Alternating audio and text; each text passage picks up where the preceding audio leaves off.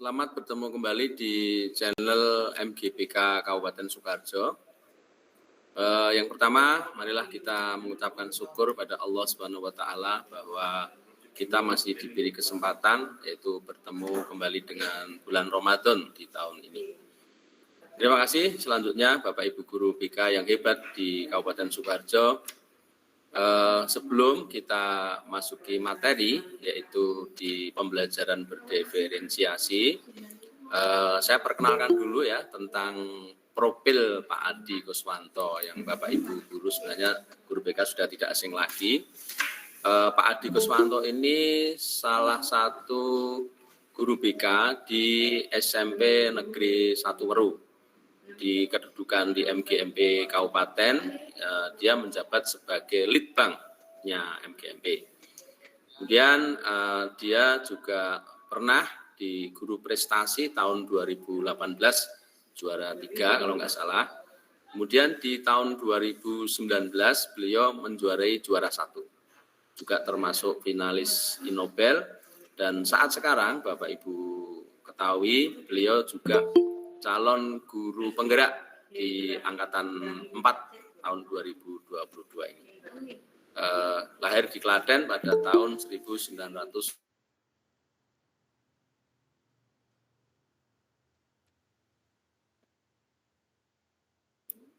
Di Klaten pada tahun 1977. Kalau nggak salah, dia dianugerahi putra 4, ada SMA, SMP, SD, dan masih kecil. Demikian Bapak Ibu tentang sekilas profil dari Pak Adi Kuswanto yang sebagai narasumber pada pagi atau siang hari ini. Oke, terima kasih kepada Pak Sugeng yang telah memberikan waktu kepada saya untuk menyampaikan materi. Ini sebenarnya kemarin beberapa Bapak Ibu sudah mengikuti diklat berkaitan dengan pembelajaran berdiferensiasi. Nah, kali ini kita akan kembali mengingat dan mengulas kembali sebentar atau sedikit berkaitan dengan pembelajaran berdiferensiasi. Saya akan share screen dulu Bapak Ibu.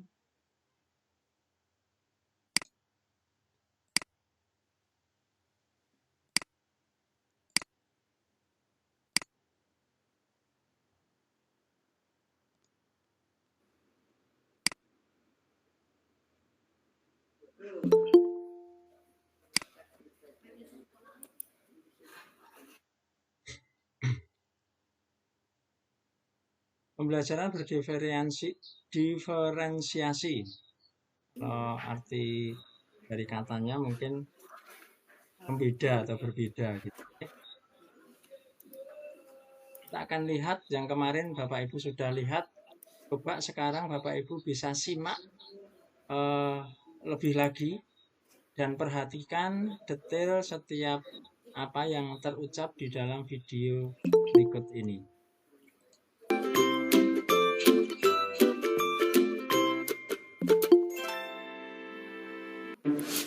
Ibu dan Bapak calon guru penggerak, hutan adalah salah satu tempat hidup beraneka ragam hewan dan makhluk hidup lainnya. Hutan merupakan rumah bagi mereka.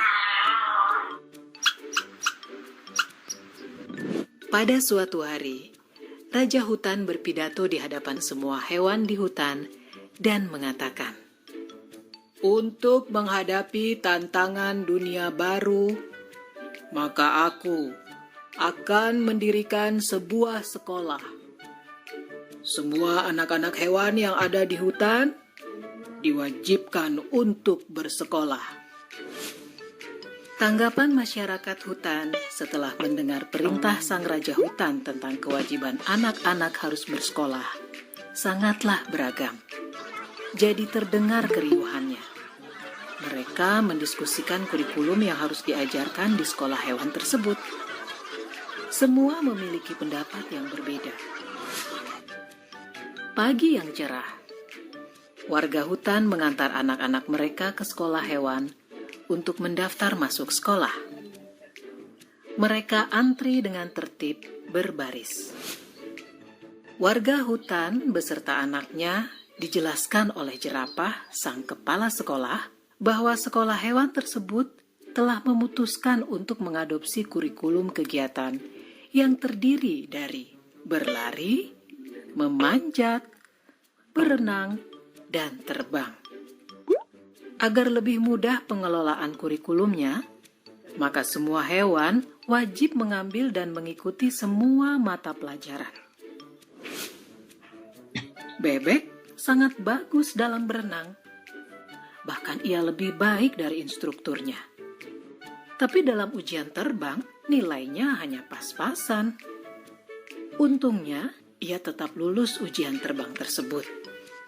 Yang membuat dia sedih adalah hasil ujian berlarinya. Ia mendapatkan nilai yang sangat buruk karena dia sangat lamban dalam berlari. Padahal, Bebek sudah berusaha dengan sangat keras. Dia harus tinggal di sekolah setelah sekolah usai untuk latihan berlari ini. Dia bahkan juga terpaksa meninggalkan hobinya berenang untuk menambah jam latihan berlarinya. Dia berlatih sangat keras hingga selaput kakinya robek. Akibatnya, ia pun tidak bisa menunjukkan hasil yang baik bahkan dalam ujian renang karena masalah dengan kakinya tersebut. Bebek pun gagal di ujian berlari dan hanya mendapat nilai rata-rata dalam ujian berenang. Bebek sedih sekali mendapat nilai rata-rata. Tapi di sekolah tidak ada yang peduli dengan kesedihannya. Menurut guru-gurunya, nilai rata-rata Bebek sudah memenuhi kriteria ketuntasan minimal atau KKM. Jadi tidak masalah. Kelinci tadinya senang karena ia selalu mendapat nilai bagus di pelajaran berlari. Tapi akhir-akhir ini semangat belajarnya menurun drastis. Ia lelah karena hampir setiap hari harus mengikuti kelas remedial untuk berenang. Sementara itu, tupai adalah hewan yang sangat baik dalam memanjat pohon. Tapi saat pelajaran terbang, ia mengalami frustasi. Di kelas terbang, gurunya meminta ia terbang dari bawah ke atas, dan bukan dari atas pucuk pohon ke bawah. Karena diforsir, ia kelelahan. Tupai pun mengalami kram. Akhirnya, Tupai mendapat nilai C dalam memanjat dan nilai D dalam berlari.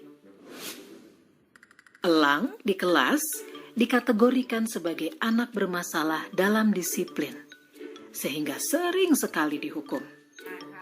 Di kelas memanjat, ia selalu mengalahkan semua hewan yang lain dan sampai ke pucuk pohon terlebih dahulu. Tetapi, ia bersikeras untuk naik ke atas pohon dengan menggunakan caranya sendiri. Menurut elang, yang penting adalah tujuan akhirnya. Ia akhirnya juga tidak lulus. Walaupun gurunya sudah memintanya untuk terbang dari bawah, ia tetap tidak mau mendengarkan. Psikolog sekolah mendiagnosis elang memiliki oppositional deviant disorder, gangguan oposisi menantang. Rencana modifikasi perilaku yang ketat pun lalu dikembangkan untuk elang. Pada akhir tahun, seekor ular yang kebetulan bisa berenang sedikit, berlari sedikit, memanjat, dan terbang sedikit, memiliki nilai rata-rata tertinggi di antara para hewan. Sebagai murid yang dianggap terbaik, ia diminta mengucapkan pidato akhir tahun mewakili hewan-hewan lainnya. Anjing-anjing padang rumput memutuskan tidak bersekolah karena tidak ada kurikulum menggali. Para orang tua anjing kemudian lebih memilih mengirimkan anak-anaknya untuk magang kepada musang, sambil terus mengkritisi kebijakan sekolah hewan.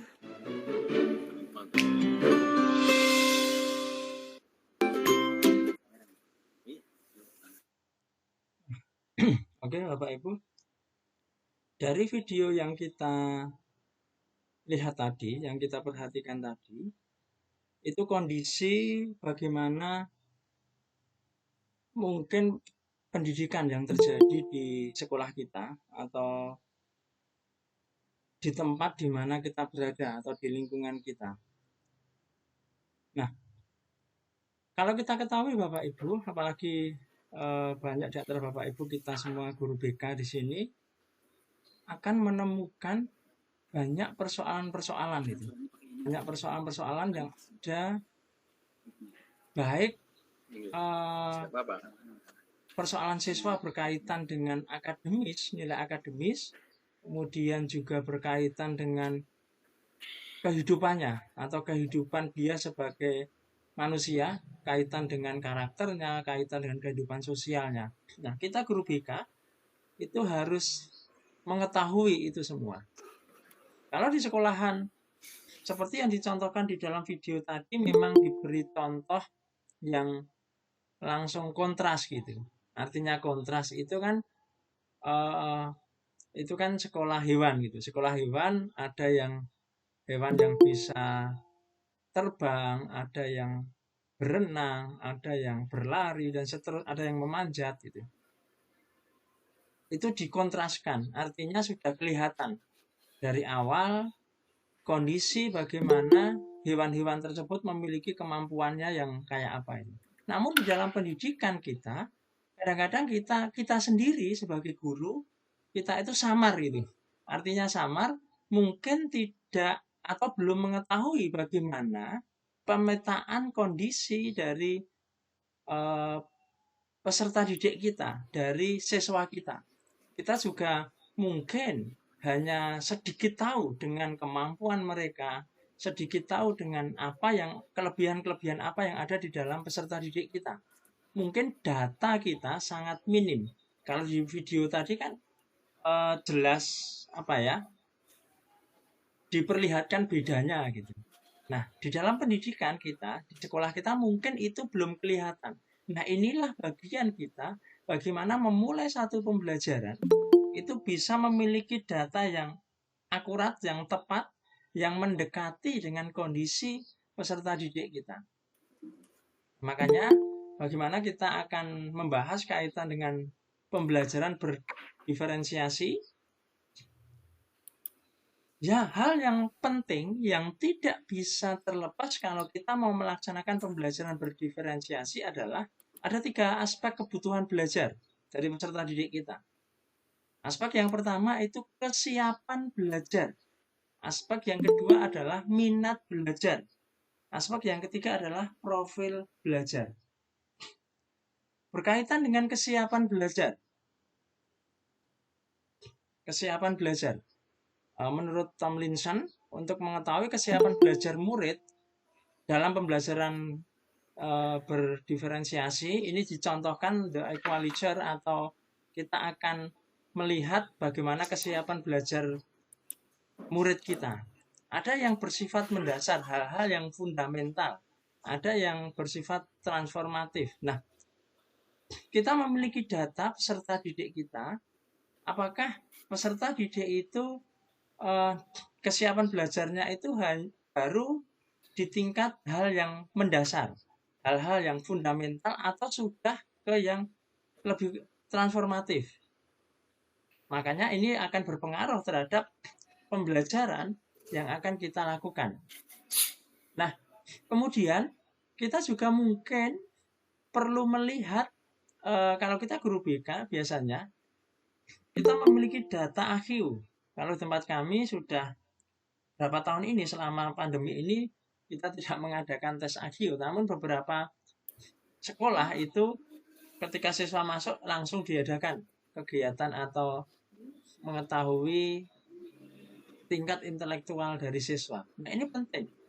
Kita mengetahui bagaimana AQ siswa kita itu untuk di dalam pembelajaran nantinya itu tepat atau tidak salah lah. Kalau misalnya kita sudah melakukan pemetaan di kelas tersebut, tahu siswa bagaimana yang IQ-nya mungkin lebih tinggi, ada IQ yang pas-pasan dan seterusnya. Kita harus memiliki data tersebut.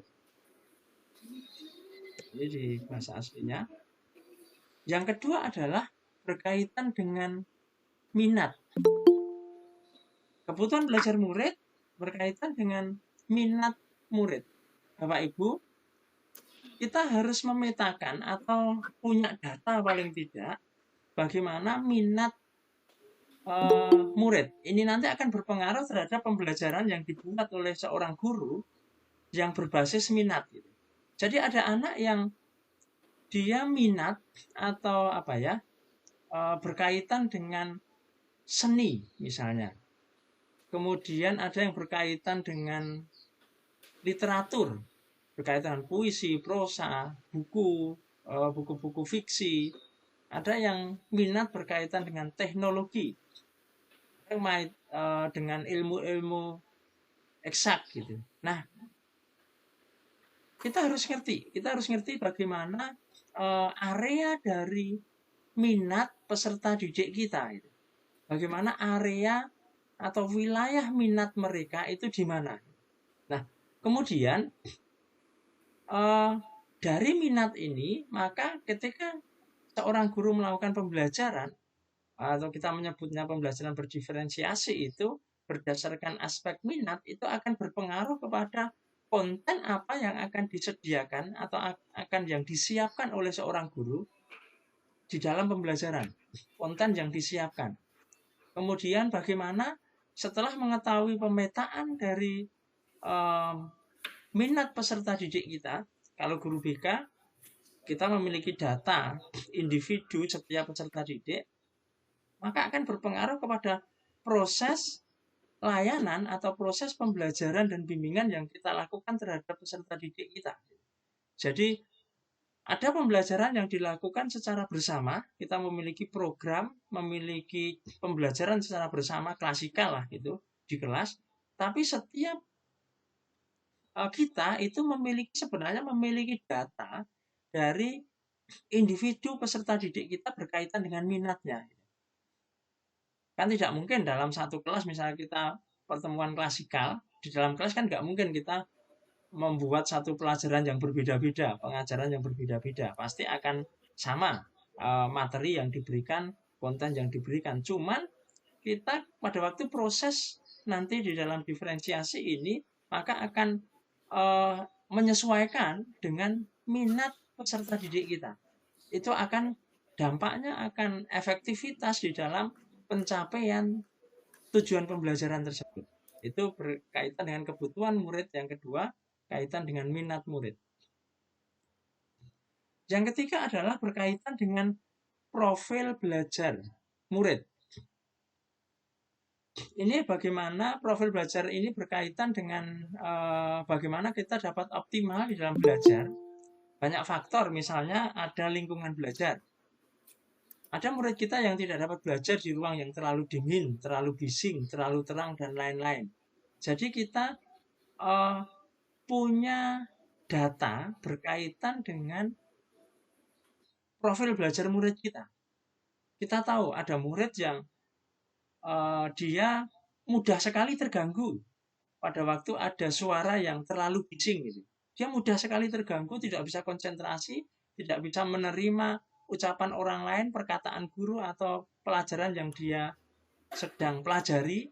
Misalnya dia sedang membaca, pada waktu dia belajar sedang membaca ada suara yang bising misalnya, dia tidak bisa. Nah, itu kita punya data hal-hal yang seperti itu. Ada siswa yang dia bisa belajar dengan baik pada waktu mungkin lingkungan belajarnya justru tidak terlalu tenang. Ada. Makanya ada beberapa siswa yang dia belajar itu kayak nyetel musik misalnya, harus rengeng-rengeng gitu. Ada suara-suara musik yang mengalun, yang dia dengar, maka dia bisa belajar, konsentrasi dia belajar bisa lebih baik. Ada siswa yang seperti itu. Nah, bisa juga berkaitan dengan gaya belajarnya. Kita tahu ada gaya belajar kayak visual, auditory, juga kinestetik. visual itu berarti gaya belajar siswa yang dia akan bisa optimal, lebih maksimal ketika belajar sesuatu itu dari visualnya, apa yang dia lihat. Jadi ketika dia belajar dengan yang dia lihat, dia akan lebih mudah menangkap apa yang dia pelajari. Nah, murid-murid seperti ini biasanya dia akan menyukai satu mungkin kalau materi dalam bimbingan atau materi dalam pelajaran itu materi-materi yang ada gambarnya misalnya. Ada gambarnya yang mudah dicerna dengan gambar-gambar. Nah, mungkin seperti itu. Ada juga yang gaya belajar peserta didik itu auditori dengan dengan mendengarnya. Nah, dia punya sesuatu yang lebih optimal ketika dia mendengar. Makanya murid-murid seperti ini biasanya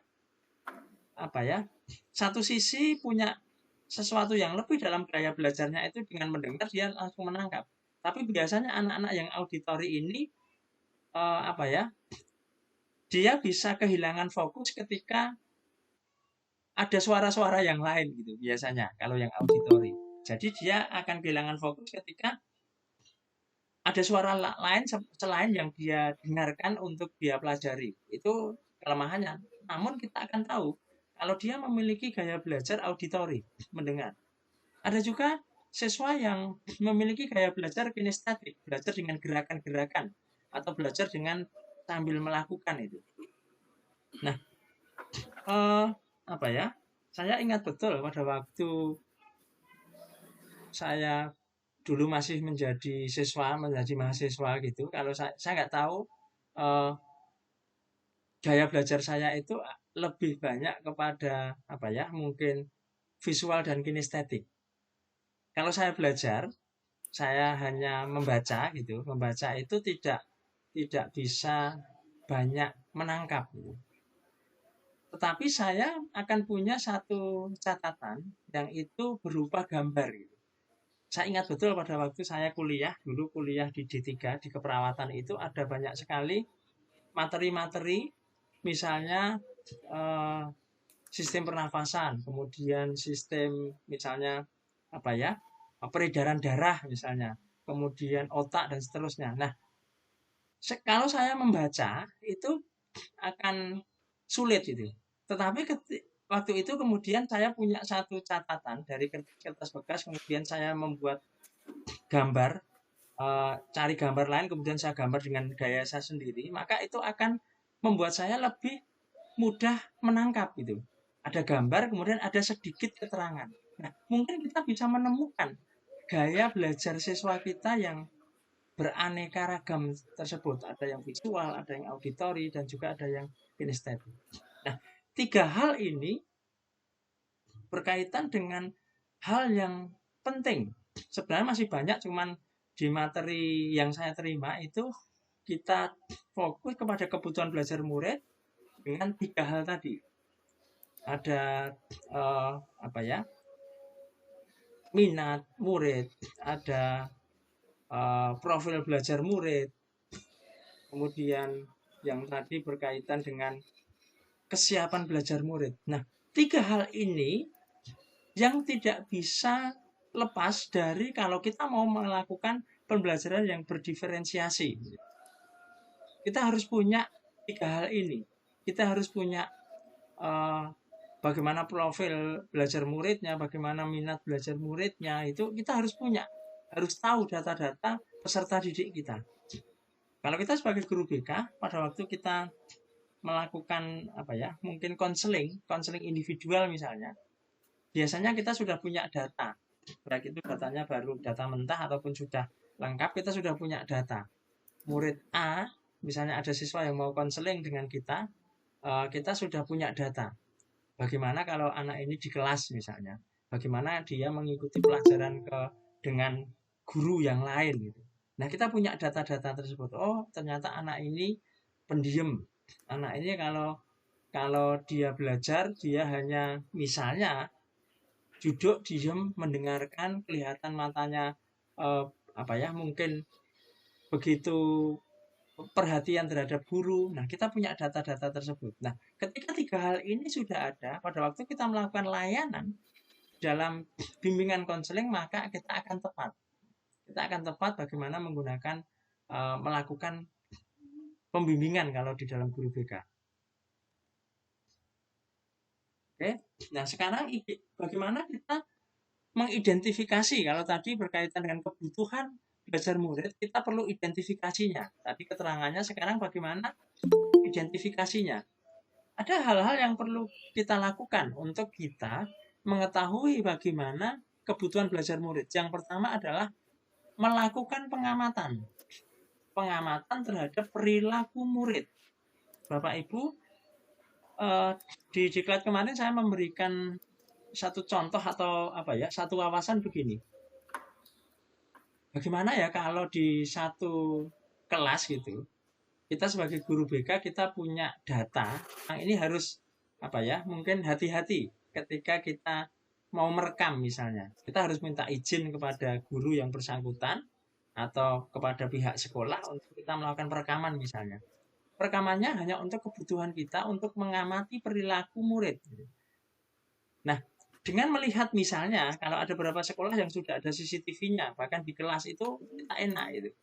Kita bisa melihat perilaku murid ketika belajar mapel A, mapel B, mapel C itu bisa beda-beda. Nah, kita sebagai guru BK misalnya, kita akan mengetahui bagaimana perilaku murid pada waktu dia belajar di sekolah. Kemudian yang kedua adalah mengamati raport murid. Hasil belajar murid itu kita bisa melihat dari raportnya. Nah, kalau guru BK itu biasanya akan memiliki satu catatan raport murid baik dari yang nilai murni ataupun yang nilai sudah jadi. Kalau di tempat kami biasanya minta juga untuk nilai murni.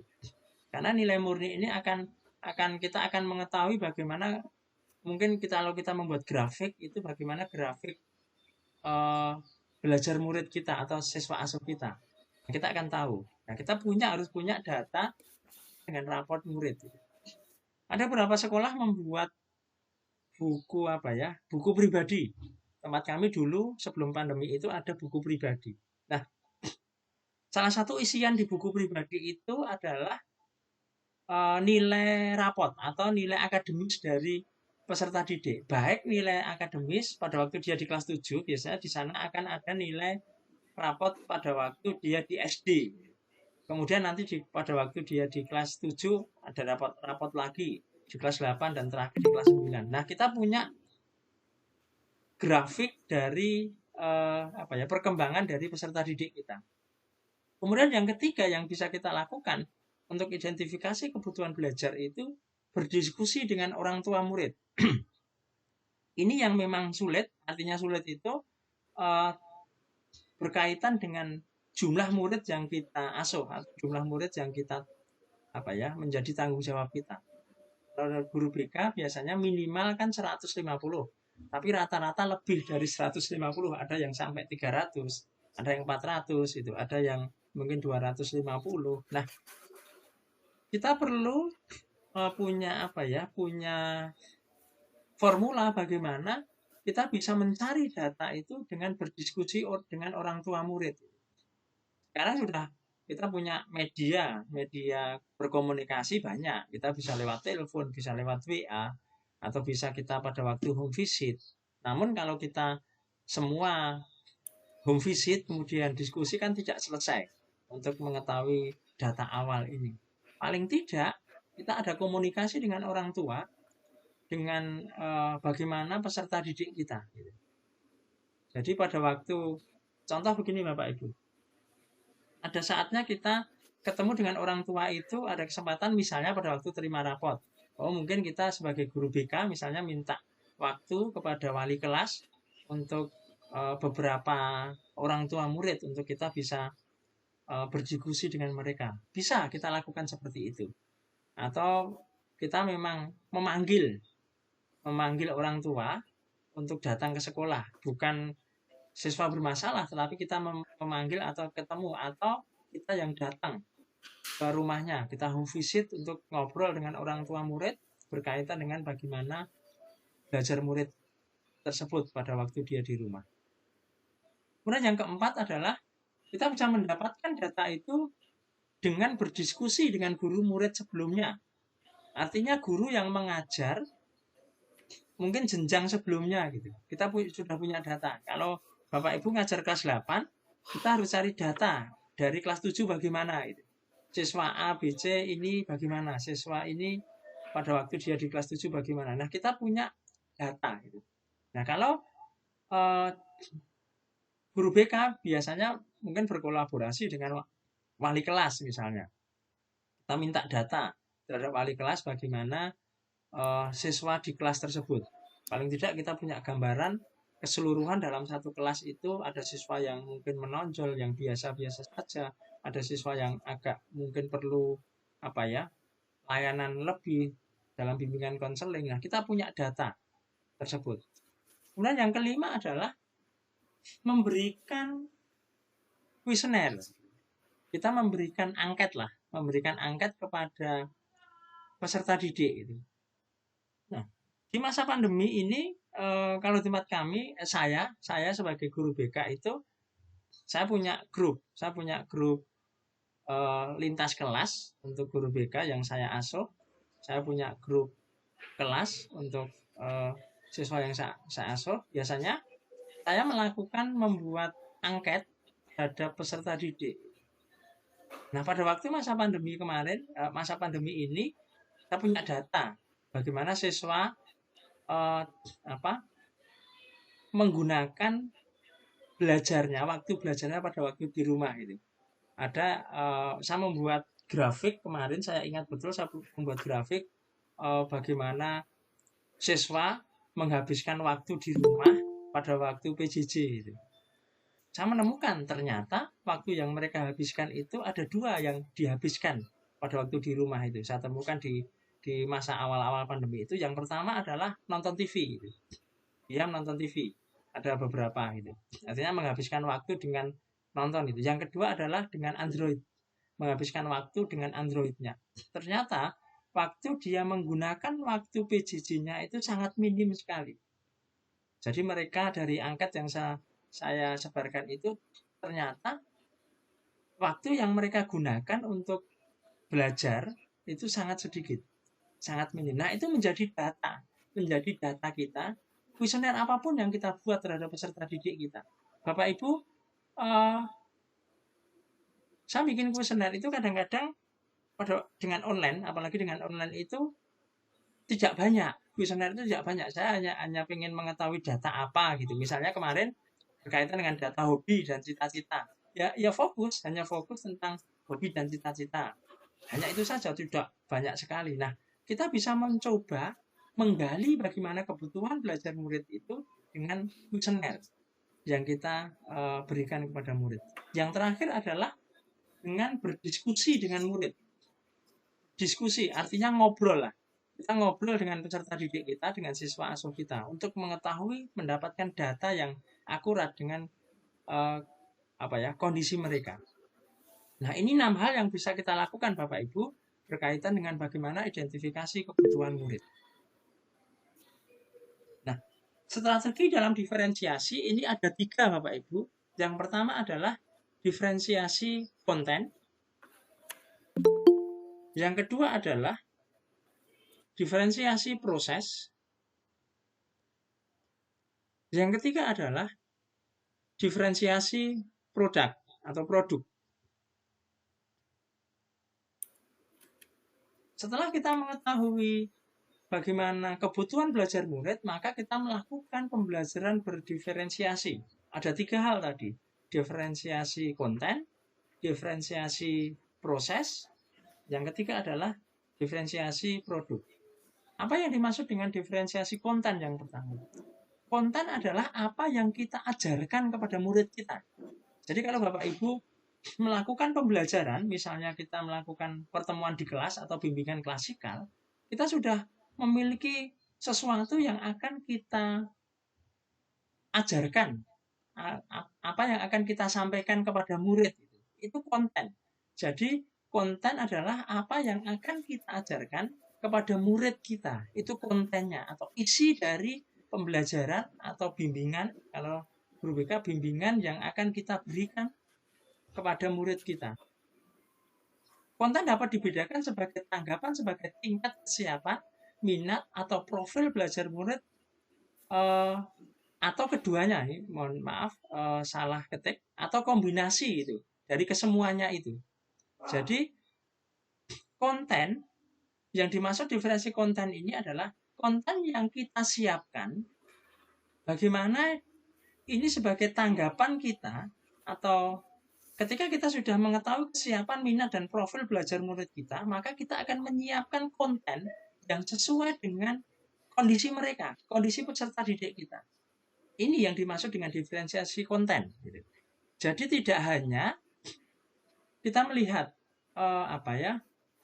kalau di BK kita biasanya sudah melakukan ini, sudah sesuai dengan kebutuhan.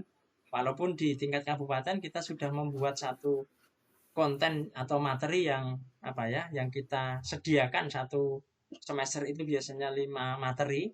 Namun yang sebenarnya adalah setiap kita ketika guru BK itu menyiapkan konten itu sesuai dengan bagaimana kondisi kelas tersebut, bagaimana tingkat kesiapan, minat, dan profil belajar murid di kelas tersebut. Nah, ini yang kadang-kadang kalau di kalau di mata pelajaran itu kan sudah ada materi gitu. Materinya A, B, C, dan seterusnya sampai dalam satu semester atau dalam satu tahun sudah ada. Nah, bukan berarti begini. Kemudian tidak perlu atau menyesuaikan dengan kesiapan, minat, dan profil belajar muridnya. Enggak, tetap harus sesuai dengan, kalau kita melakukan pembelajaran diferensiasi harus sesuai dengan kondisi tersebut.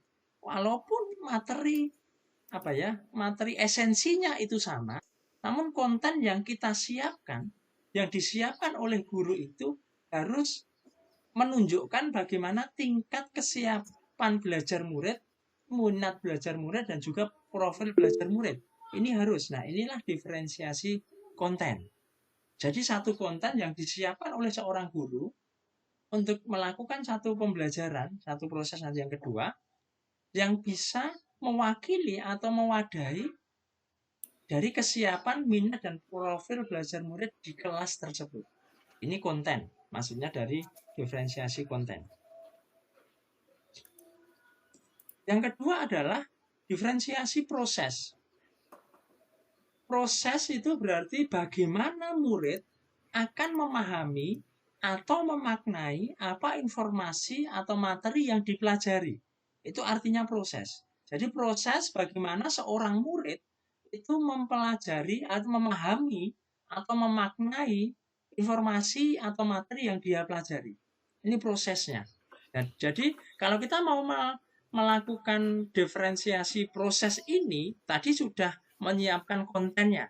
Setelah konten siap, ready, maka akan masuk ke proses.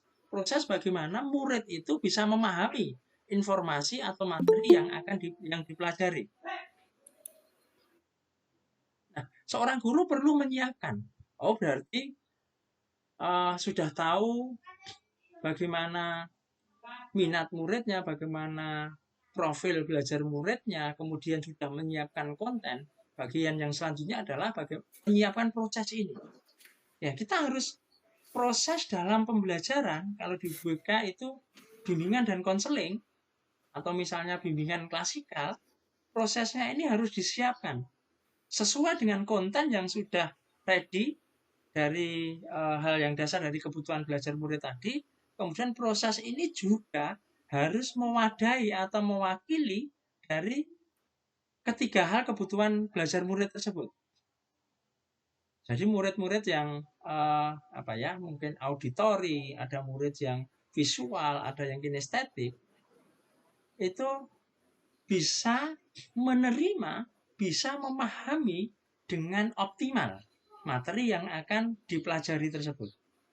Bukan berarti dalam satu proses itu kita ada seperti yang kemarin saya jelaskan, kalau ada 30 murid berarti ada 30 cara untuk menyampaikan. Tidak seperti itu diferensiasi proses itu. Jadi satu proses pembelajaran yang kita desain, yang kita buat itu bagaimana disiapkan, kemudian murid bisa belajar, kemudian menemukan bagaimana dia bisa belajar atau bekerja secara mandiri. Itu.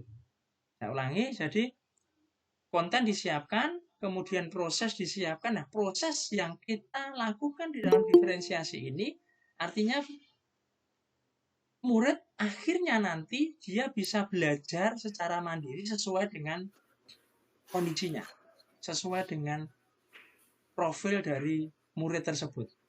Memang sulit Bapak Ibu, memang kita perlu terus berpikir. Jadi yang namanya diferensiasi ini kita menyiapkan pembelajaran itu satu kelas dengan yang kelas yang lain itu bisa berbeda karena kondisi kelas tersebut bisa berbeda. Oke, ini diferensiasi proses. Yang terakhir adalah diferensiasi produk. Produk adalah hasil pekerjaan atau unjuk kerja yang ditunjukkan oleh murid kepada kita. Bisa tulisan, gambar, pertunjukan, rekaman, diagram.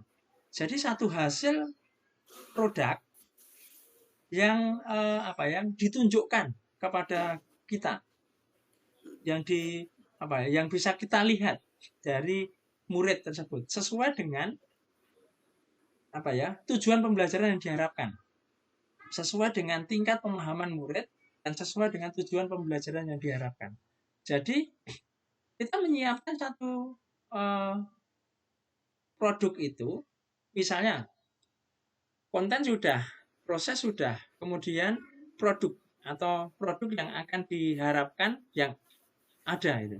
Nah, bisa saja begini, kita bisa membuat satu saya akan memberi contoh gini. Contoh misalnya guru mapel gitu ya. Kita akan memberi gambaran itu dulu sebelum masuk ke guru BK. Misalnya ada satu guru IPS misalnya. Ada guru IPS kemudian sudah menyiapkan konten, sudah melakukan proses diferensiasi, sekarang produk. Produknya adalah membuat peta gitu. Membuat peta misalnya satu provinsi misalnya, membuat peta. Itu produk umum yang dihasilkan. Nah, kemudian ternyata guru ini memiliki data berkaitan dengan belajar muridnya, kebutuhan belajar muridnya, profil belajarnya ini berbeda-beda. Maka guru tersebut dengan tugas yang sama, dia bisa membuat satu penugasan individu itu yang berbeda gitu. Hasil produknya tetap sama, peta. Gitu. Hasil produknya tetap sama, peta provinsi Jawa Tengah misalnya. Umumnya seperti itu. Namun ternyata dengan diferensiasi produk ini bisa beda gitu. Hasilnya bisa beda. Oh, si A, B, C ternyata dia memiliki minat yang seperti ini. Maka dia diminta oleh guru tersebut membuat gambar 2 dimensi, peta gitu. Dengan akurasi yang tepat gitu. Hanya dengan 2 dimensi. Oke, dengan 2 dimensi. Kemudian ada yang kedua, kelompok yang kedua, produknya sama, dia membuat peta, namun ternyata dia memiliki satu kelebihan, mungkin kemampuan membuat benda 3 dimensi. Maka untuk kelompok ini atau siswa ini membuat peta dengan hasil produknya adalah 3 dimensi. Membuat 3 dimensi seperti maket gitu.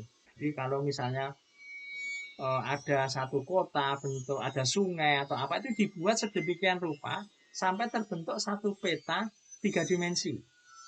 Kemudian ada lagi yang mendapatkan tugas membuat peta. Namun ternyata dia ada minat kaitan dengan teknologi. Dia bisa kaitan dengan desain grafis misalnya. Maka dia diminta untuk guru tersebut membuat satu peta dengan desain grafis. Membuat semacam kayak animasi gitu. Nah, ini bisa. Diferensi produk bisa seperti itu. Hasilnya tetap sama. Yang akan dicapai adalah sama. Anak pemahaman terhadap peta. Simbol-simbol di peta tahu. Membuat bagaimana skala di dalam peta dia ngerti gitu. Tapi hasilnya bisa berbeda. Nah, ini bisa kita lakukan. Nah, kalau kita kembali ke sebagai guru BK, otomatis kita tidak mengamati fisik hanya secara fisiknya hasil produk tadi. Lebih banyak kita akan mengamati bagaimana siswa tersebut mengerjakan produk tersebut. Bagaimana kehidupannya, bagaimana kita akan menilai kegigihannya, bagaimana kita akan menilai ketelitiannya, bagaimana kita akan menilai bagaimana tingkat kesabarannya, dan seterusnya. Nah, itu yang akan kita nilai dari aspek tersebut kalau kita sebagai guru BK. Demikian Bapak Ibu, pembelajaran diferensiasi yang bisa saya sampaikan ada 3 hal tadi. Saya ulangi, ada diferensiasi konten, yang kedua adalah diferensiasi proses, yang ketiga adalah diferensiasi produk. Simpulannya, dalam kita melakukan pembelajaran diferensiasi ada 5 hal ini yang perlu kita lakukan. Yang pertama adalah identifikasi kebutuhan belajar murid. Yang kedua adalah setelah kita identifikasi, kita mendapatkan data secara akurat tentang kebutuhan murid. Yang ketiga adalah kita membuat rencana pembelajaran RPP yang direncanakan berdasarkan kebutuhan belajar murid. Yang keempat adalah kita melaksanakan pembelajaran berdiferensiasi. Yang terakhir adalah melakukan refleksi. Nah, refleksi ini harus selalu kita lakukan Bapak Ibu pada waktu kita melakukan pembelajaran. Kita harus selalu melakukan refleksi ini untuk mungkin perbaikan-perbaikan di dalam pembelajaran kita. Demikian Bapak Ibu, materi yang bisa saya sampaikan berkaitan dengan pembelajaran diferensiasi. Demikian yang bisa saya sampaikan. Waktu saya kembalikan ke pembawa acara, Pak Sugeng. Monggo, silakan Pak Sugeng.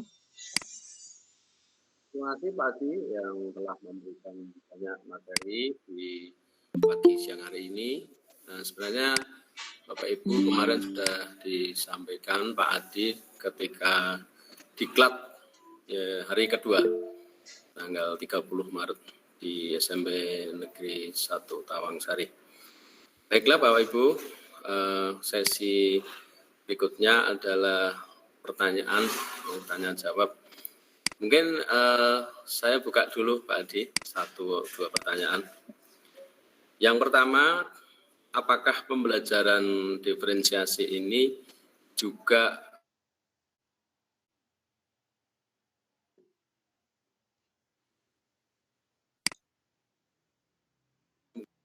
terputus Pak Sugeng? Sebentar, saya nggak ya, yang disampaikan Pak Adi tadi adalah kalau penangkapan saya di sekolah-sekolah umum.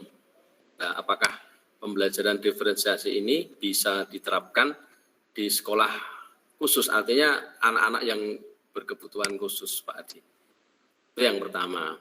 Yang kedua, ada pendapat masyarakat mengatakan bahwa selama ini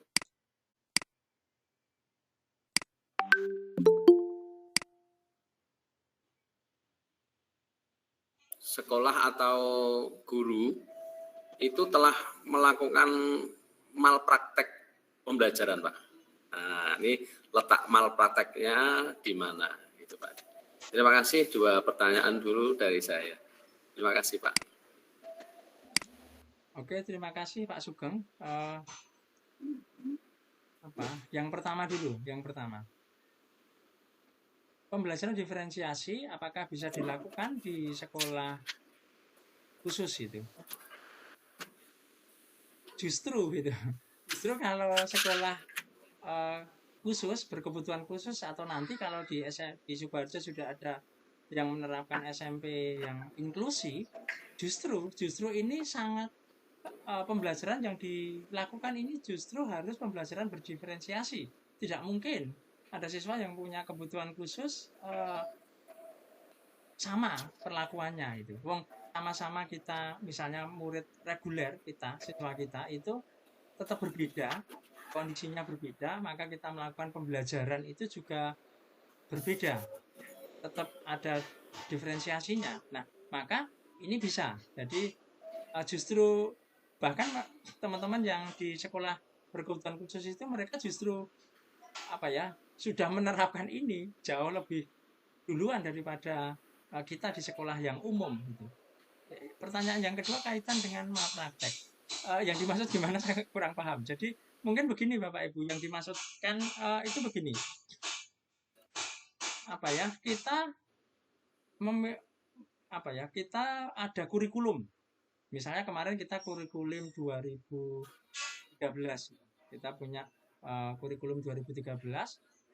Kita sudah mempelajarinya, kemudian kita mengikuti diklat dan seterusnya gitu. Nah, kalau kita mau melakukan sesuai dengan misalnya standar kurikulum yang ada di situ, mulai dari mungkin dari perencanaan sampai nanti dievaluasinya, kemudian kita masuk di proses pembelajarannya, saya yakin mungkin banyak sekali perubahan seharusnya kemarin pada waktu kurikulum 2013. Tapi kenyataannya mungkin masih banyak sekali di antara kita atau kita sendiri itu melakukan pelajaran ya sama. Kurikulumnya berbeda, pembelajarannya itu ya sama itu saja. Seperti itu saja. Nah, mungkin itu yang dimaksudkan. Jadi bukan malpraktek, cuman penerapannya itu kadang-kadang kita sendiri sesuai dengan keinginan atau kebutuhan kita. Seharusnya enggak. Kurikulum 2013 itu juga sudah melihat fokus kepada murid, kepada peserta didik. Nah, ini yang mungkin dimaksudkan banyak di antara kita atau kita sendiri melakukan pembelajaran itu berdasarkan keinginan kita atau berdasarkan apa yang ingin kita ajarkan kepada murid gitu, tanpa melihat bagaimana kondisi belajar murid tersebut. Mungkin itu Pak Sugeng yang dimaksudkan. Terima kasih. Ya, terima kasih Pak Adi. Mungkin monggo Bapak Ibu yang mau mengajukan pertanyaan, dipersilahkan dengan mungkin tunjuk jari. Bu Purwanti mungkin dari Nguter 1. Ini senior kita Bapak Ibu. Monggo Bu Pur.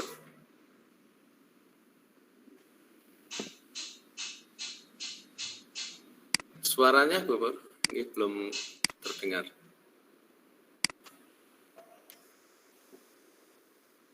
Langsung dinyalakan suaranya bisa, Bu Pur. Sudah saya buka, semua peserta bisa nyalakan mic.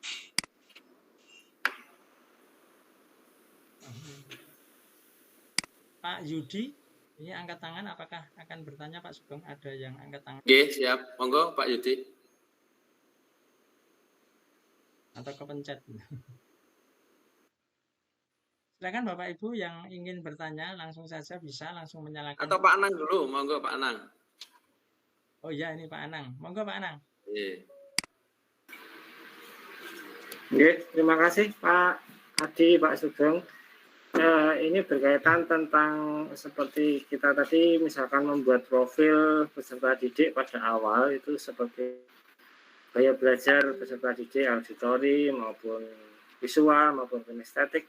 Apakah itu juga karena menurut informasi dari Bapak Ibu guru mapel itu juga diharapkan punya profil seperti itu.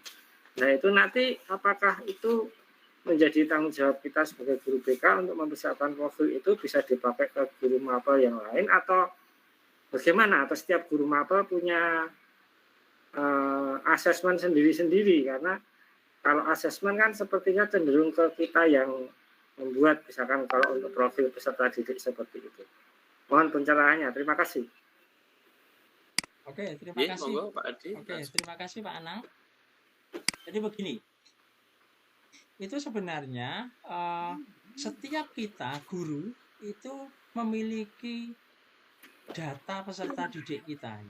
Nah, berkaitan dengan perolehan datanya itulah yang kita perlukan adanya kolaborasi, Pak Anang. Jadi ada kolaborasi, bukan begini, bukan misalnya guru A misalnya, atau semua minta ke guru BK, kita minta profil siswa ini gitu. Tidak seperti itu artinya. Jadi kita sendiri juga akan minta data kepada guru mapel atau ke wali kelas. Nah, wali kelas guru mapel juga minta data atau berkolaborasi dengan kita untuk mengetahui, karena begini. Misalnya siswa itu memiliki mungkin 15 item data misalnya, kondisi. Kecuali yang data-data dokumen ya. Kalau data dokumen pasti sama. Kita punya rapot, kita punya data apa ya, mungkin alamat dan seterusnya, data individu. Nah, misalnya bukan yang data itu kita memiliki taruhlah 15 data. Nah, 15 data terhadap murid ini bisa diperoleh dari misalnya guru BK memperoleh 3 datanya. Kemudian ada guru mapel memperoleh sekian datanya, wali kelas memperoleh ini dan seterusnya. Nah, itu kemudian kita perlukan adanya kombinasi atau kolaborasi lah gitu. Jadi bukan dilemparkan kepada salah satu gitu, bahkan dilempar kepada wali kelas misalnya, kasihan, enggak. Jadi setiap kita harus punya profil gitu. Nah, kadang-kadang ada hal yang berbeda, misalnya guru mapel A dengan mapel B itu kondisi muridnya pada waktu belajar itu bisa berbeda. Itu bisa menjadi data bagi guru tersebut dalam melakukan pembelajarannya. Misalnya siswa A ini ketika dia mengikuti pelajaran matematika, dia sangat antusias misalnya. Punya data tersebut, guru matematika punya data itu. Gitu. Siswa ini ternyata sangat antusias ketika mata pelajaran matematika, pelajaran IPA. Tapi kenapa ketika mata pelajaran yang lain misalnya kok tidak seperti itu? Ada 2 mapel kok tidak? Nah, itu kan juga data itu.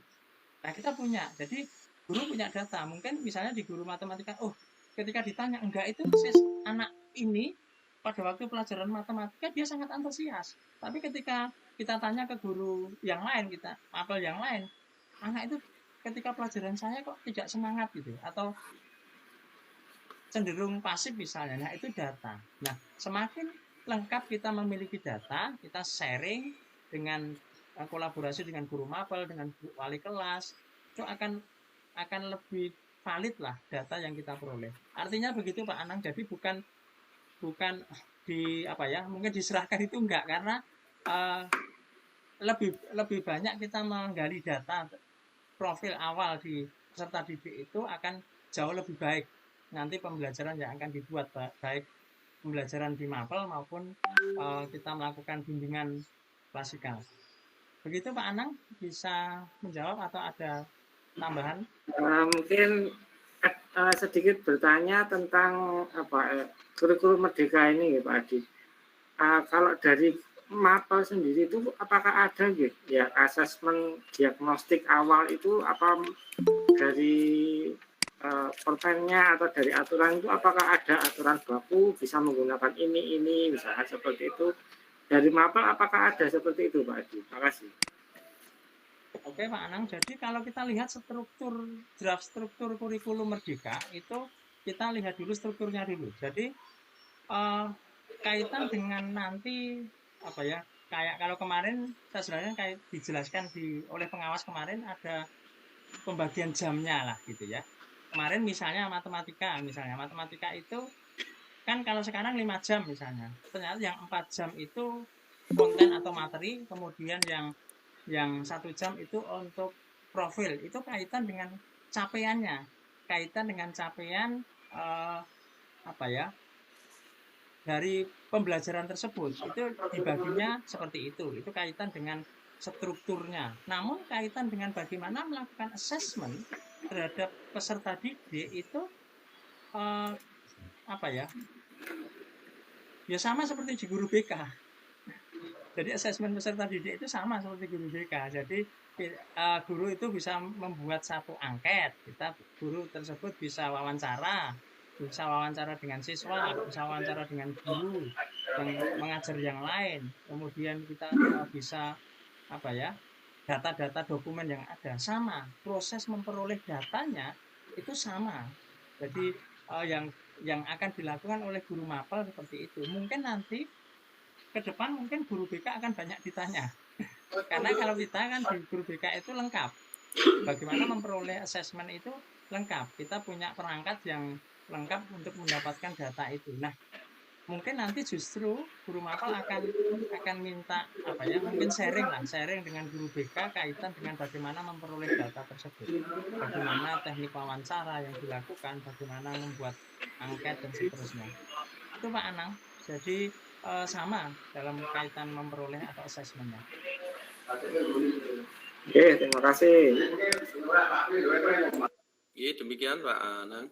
2 pertanyaan, yaitu tentang yang pertama data atau strategi belajar siswa masuk di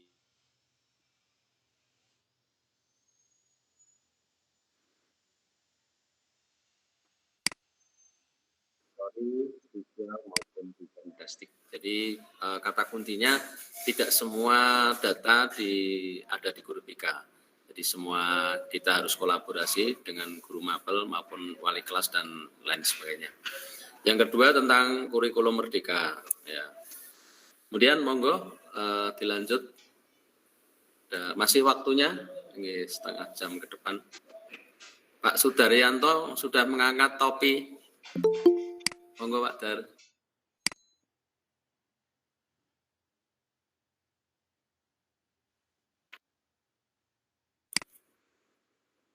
Monggo Pak Dar kalau mau bertanya, mic-nya bisa dinyalakan.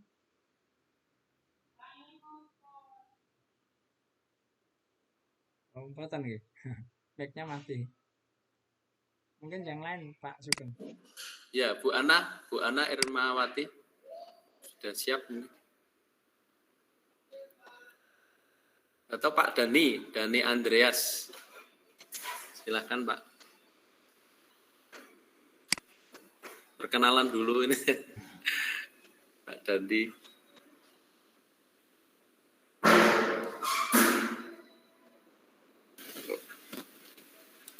Oh ya Pak, cek dengar suara siap. saya nih. Oh iya Pak Dandi, siap.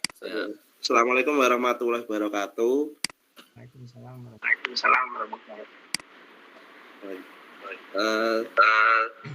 Saya Dandi Pak dari SMP Negeri 2 Maki.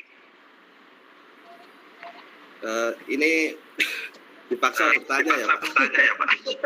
Ini sama kenalan Pak. Baik Pak Adi, matur nuwun atas materi yang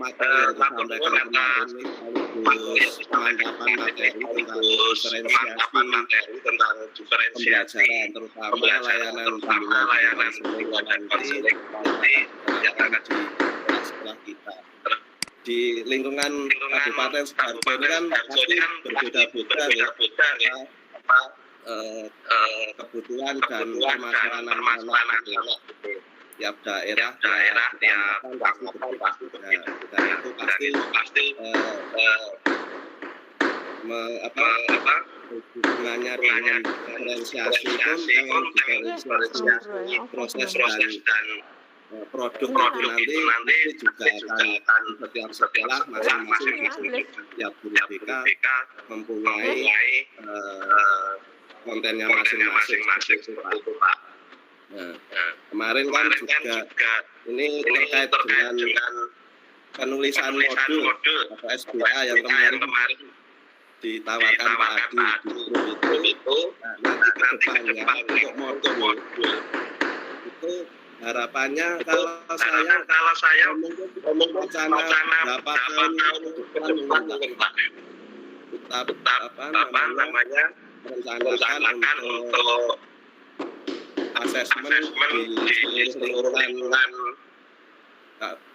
SMP Kabupaten Sidoarjo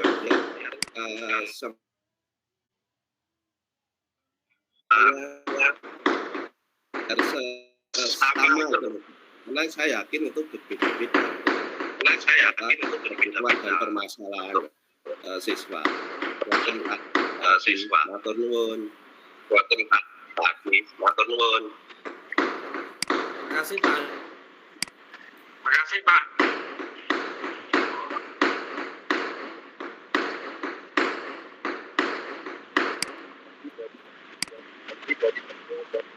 Ini.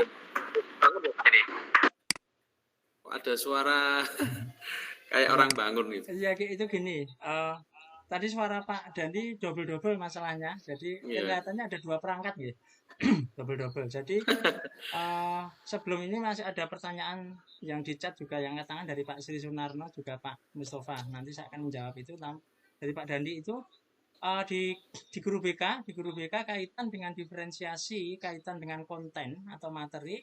Kemarin kita capaian pembelajaran kita itu kaitan dengan 10 aspek perkembangan. Jadi kita akan mengacu siswa SMP itu. Sangat berbeda memang dengan guru mapel itu.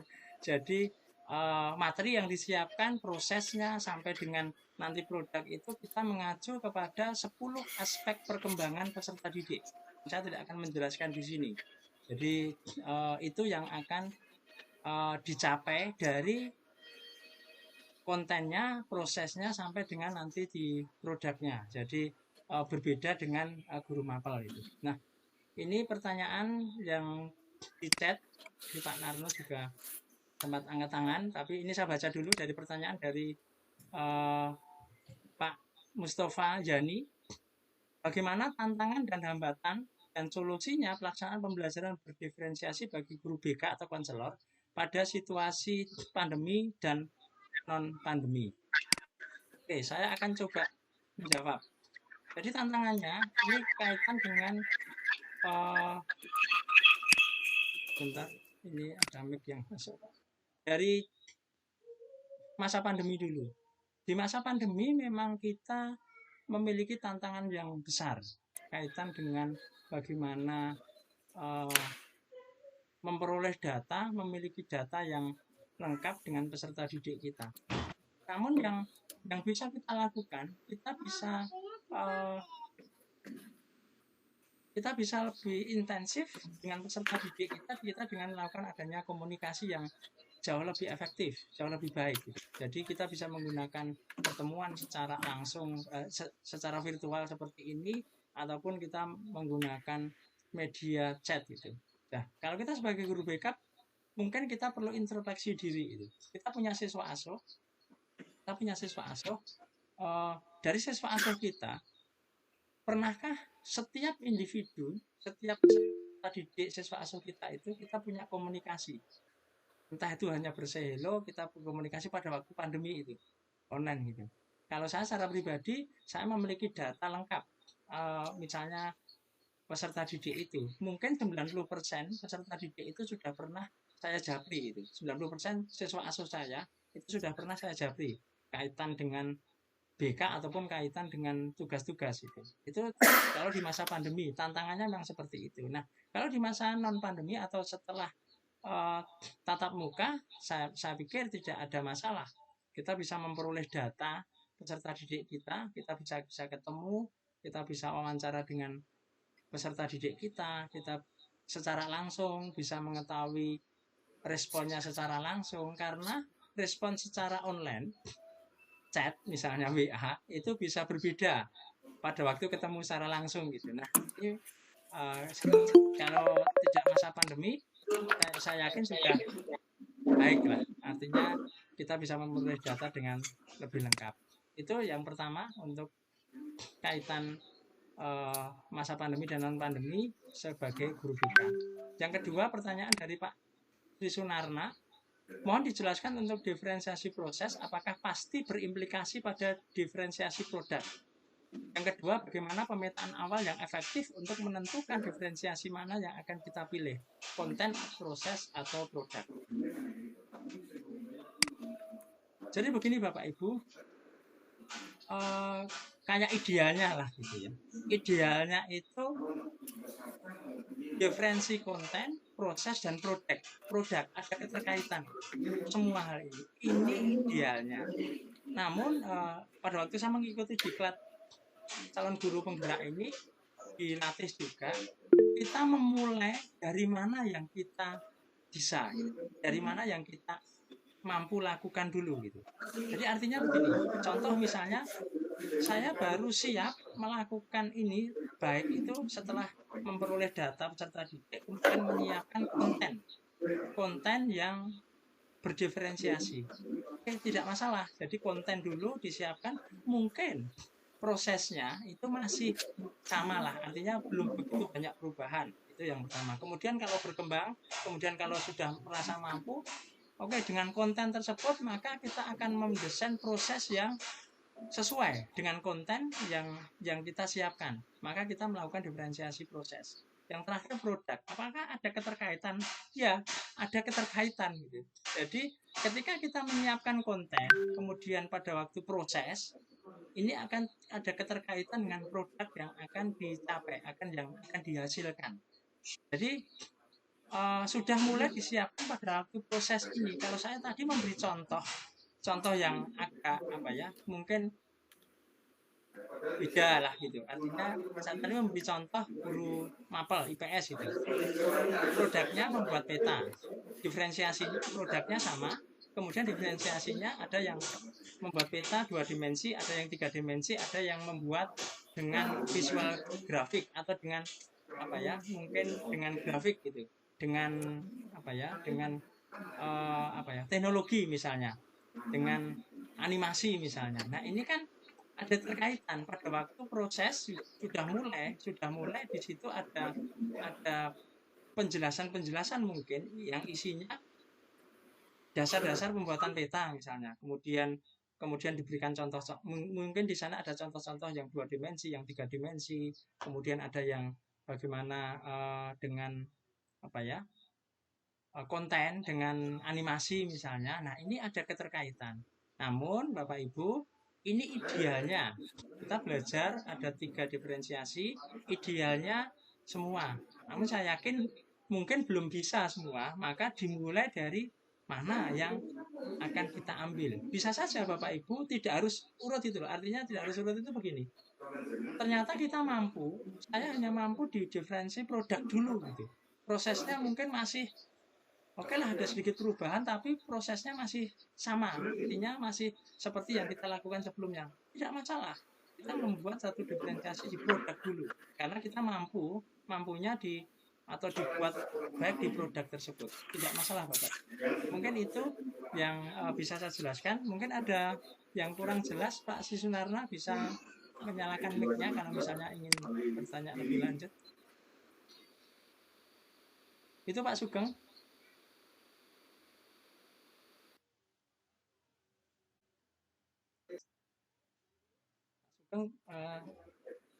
Ya, Pak Adi, terima kasih. Tadi sempat terputus. Ada beberapa chat yang telah ditanggapi Pak Adi, yaitu Pak Narna dan Pak Mustafa. Ada 2 tentang masa pandemi dan sekarang yang sudah masuk endemi. Kemudian Pak Narna implikasinya di proses mulai konten, proses dan produknya. Monggo dilanjut yang lain, masih ada waktu Bapak Ibu, masih sekitar 10 menit ke depan. Mumpung Pak Adi ini sehat.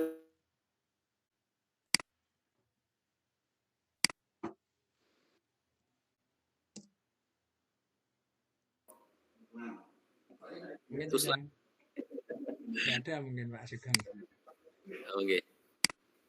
Gimana Pak Adi, kita simpulkan apa langsung ditutup? Oke, bisa kita simpulkan dulu Bapak Ibu. Yeah. Jadi kita belajar bersama-sama Bapak Ibu berkaitan dengan diferensiasi ini. Kita belajar bersama-sama. Bentar saya matikan dulu. Jadi kita akan belajar bersama-sama.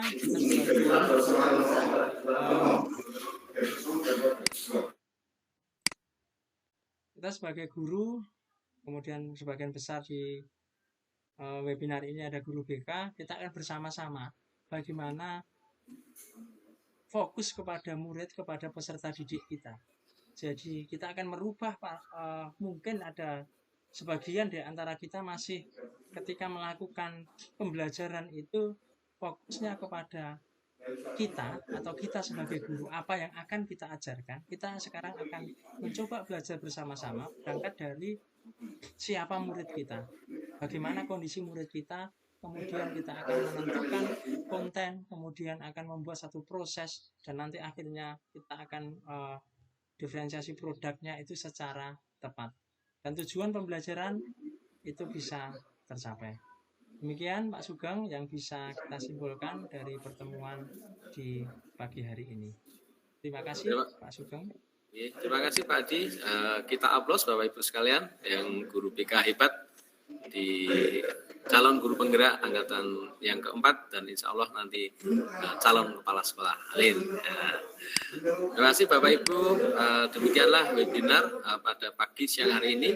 Nanti bisa ketemu lagi di channel yang sama di Selasa ke depan. Masih ada beberapa pertemuan webinar di MGPK kita yang hebat ini. Apabila saya menyampaikan beberapa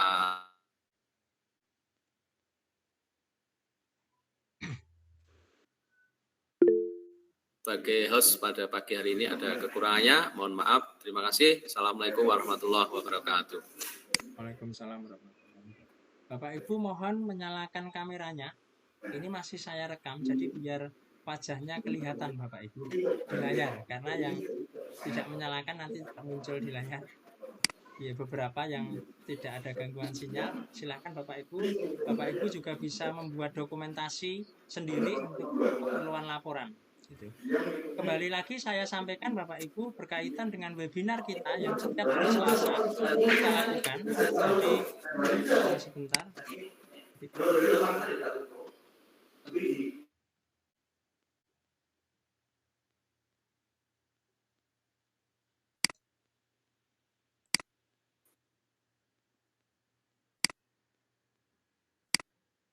Oke, jadi setiap Selasa kita melakukan webinar. Jadi Bapak Ibu, kita akan di yang pertama ini kita akan 10 paket kegiatan. Kita sudah memasuki kegiatan yang ke-7. Jadi Bapak Ibu bisa menyimpan link link Google Meet-nya. Kita tidak akan pernah berubah link Google Meet-nya. Jadi setiap hari Selasa jam 9.30 kita akan tetap melakukan ini. Kemudian saya sebagai penanggung jawab teknis Bapak Ibu kembali menyampaikan daftar hadir sudah ada, jadi kami akan menerbitkan secara otomatis Bapak Ibu yang mengisi daftar hadir. Dan kalau Bapak Ibu mengisi emailnya tidak salah, nanti akan terkirim ke email Bapak Ibu. Namun selain itu juga di sana saya sertakan link untuk administrasinya. Jadi sudah ada contoh laporan, kemudian ada undangan, ada flyer, kemudian ada materi, semua ada. Bapak Ibu ketika akan membuat laporan nanti tinggal edit saja atau tinggal diubah sedikit, nanti bisa dibuat sebagai laporan. Begitu Bapak Ibu, silakan mengisi daftar hadir bagi yang belum. Saya ucapkan terima kasih. Ini banyak sekali teman-teman selain guru BK yang ikut. Mas Yudi, Mas Dina Martin, Mas Haryanto.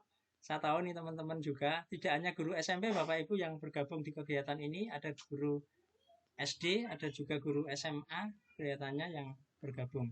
Terima kasih Bapak Ibu untuk webinar kita pada pagi hari ini. Selamat beraktivitas lagi dan sampai ketemu di Selasa depan dengan jam yang sama, dengan link yang sama. Kita akan kembali melakukan kegiatan webinar dengan narasumber yang berbeda, dengan materi yang berbeda.